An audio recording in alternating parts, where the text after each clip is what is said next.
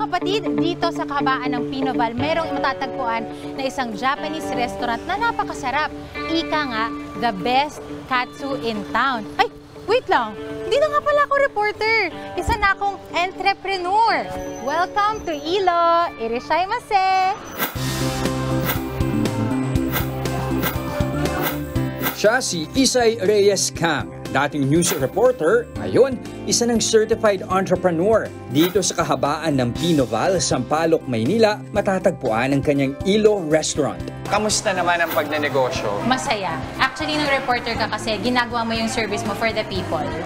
No, pero iba yung nature. Pero pag dito, yung service mo sa clients mo, sa mga employees mo. Ang history kasi nito, yung husband ko, sa Korea pa lang, recipe to ng family na. Okay, Korean family pero Japanese resto. Yes, okay, exactly. Okay. So, out of the normal, di ba? Parang pag Korean, kailangan samgyeopsal. Pero ito, 10 years, 15 years na yung recipe nila. Tapos tinry namin siya i-adapt sa Philippines. And okay naman. Dahil nais niyang mag-focus sa kanyang married life, iniwan ni kapatid Isay ang pagiging media practitioner na minahal niya sa loob ng halos 16 na taon. June ng taong kasalukuyan. Sa puhunang 2 million pesos, binuksan niya ang Ilo. Lahat ng equipment namin second hand. Ngayon ba, expect natin na ROI na o papunta na doon? Tansya ko mga 1 year. Mga authentic Japanese food na pasok sa budget ng mga estudyante ang ino-offer ng Ilo. Bestseller nila ang katsu meals na may kasamang iced tea, miso soup at unlimited rice. Pero teka, bakit nga ba pasado sa panlasa ng mga estudyante ang kanilang mga food? Ano pa nga bang dapat gawin? Tikman na yan! Uy, okay yung sauce ha? Own recipe din namin yung sauce na yan.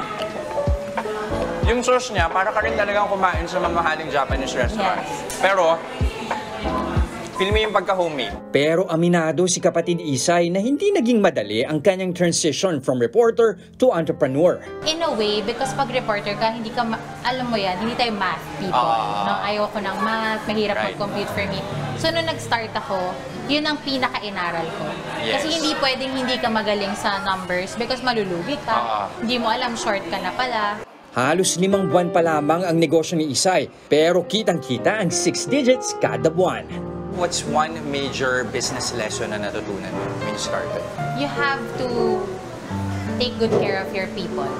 Kasi if your people are happy with what they're doing, your restaurant is gonna be happy. Yeah, maa-attract mo yung happiness, yung joy. Sa pagnenegosyo, hindi lamang sariling interes ang dapat umiral, kundi iniisip mo rin ang kapakanan ng mga empleyado. Ika nga, alagaan mo ang iyong mga empleyado at sila mismo ang mag-aalaga ng iyong negosyo.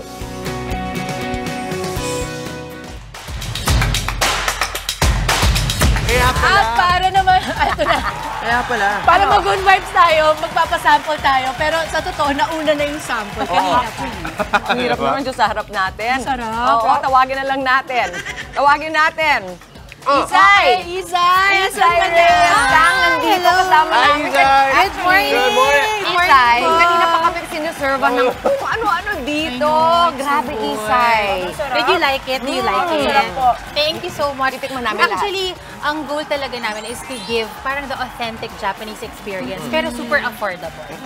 You know, our rice or katsu meals would only cost 230 to 270. Ay, pasok sa budget. So, pang student Katsu meals. talaga. Oo. Yung katsu meals, this is, ang tawag dito ulit? Yung That's cheese our katsu? best seller. That's Ito. cheese katsu. Yes. Ito. I love the So, cheese. that's chicken covered, I mean, the mozzarella cheese covered with chicken. Chicken.